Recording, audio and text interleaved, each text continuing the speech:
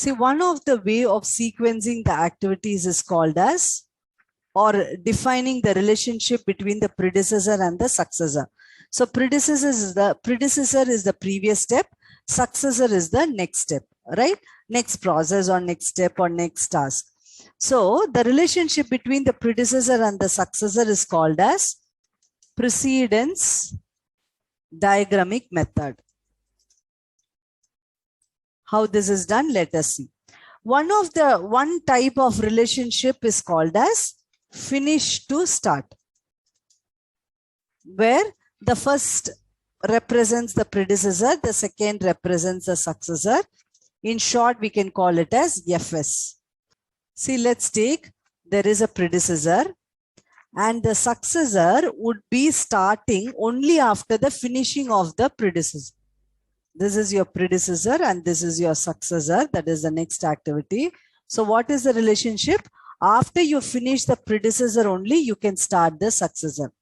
To give an example, let us take, you are going to sow a plant.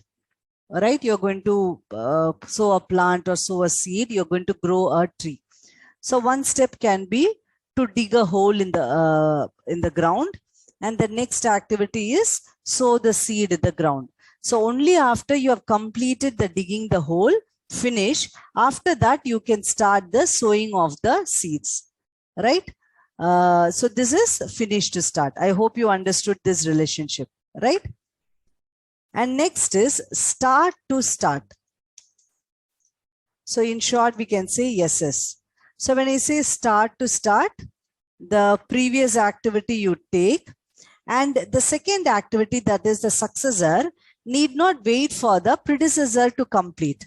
It can any time, depending upon the relationship, it can start, right?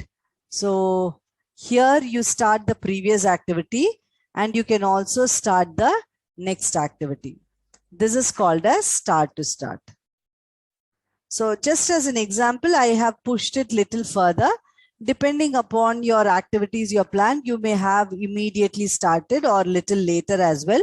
But here the criteria is the predecessor is going to be started and after that you're going to start the successor, right? You need not wait for the predecessor to complete to start the successor. The next relationship is, to give an example, let us take like Rizwan is writing a book and Yokesh is editing the book. Okay. So Rizwan is writing the book. He has started. Yokesh, to edit the book, he need not wait for the book to complete. Maybe as and every chapters are completing, let's take Yokesh is start editing it, right? So this is start to start. And now the next relationship is finish to finish, which we can represent it as FF. Right. How this can be represented? Predecessor is started and you can start the successor anytime. Okay, let's take, I'm placing the successor here. But here we are focusing only about the finishing of the predecessor and the successor. So what you say, only if you finish the predecessor, you can finish the successor. Okay, I've made a typo there. This is predecessor and successor. So here you may start anytime. They are not talking about the start point, but they're talking about the end point. So only when the predecessor is finished, you can also finish the successor. Let's take the same example.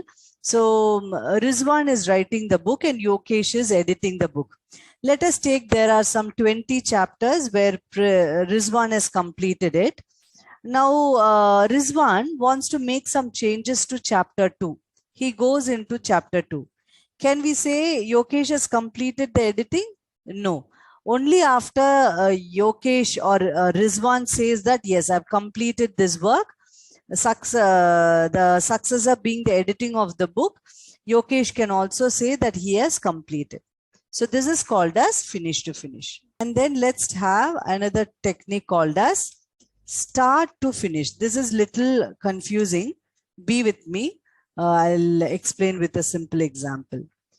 We say the successor should finish for the predecessor to start. So this is the successor or predecessor, and then you have the successor. So what they say, this has to be finished, only then you can start the successor, the initial activity or the previous activity. So let me give you an example, right? So let's say, Rizwan, you're having your personal computer, and now you have bought another computer. Okay. So now you need to transfer all these documents, photos, or whatever it is in the your old laptop to the new laptop, correct? You have to transfer everything.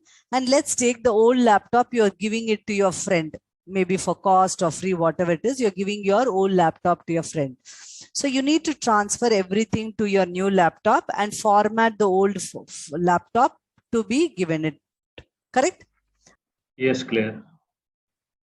So now what you will do, only when you say, let's take configuring your new laptop and copying all the documents is your successor. Only when you finished copying and setting up your new laptop, and after that only you go back to your old laptop and you're going to format it, correct? So if you're going to do things in parallel or start to start or something like that, if some problem is there in the new laptop, then your old laptop, if you format in parallel, everything will go for a toss. So what you will do, you finalize everything on the new laptop. After that, you go back to the old laptop and you're going to format. So this is called as start to finish. In this start to finish is a rare scenario. Finish to start. So these three are very common ones, and these two are very, very common ones. So this is about the precedence diagrammatic method.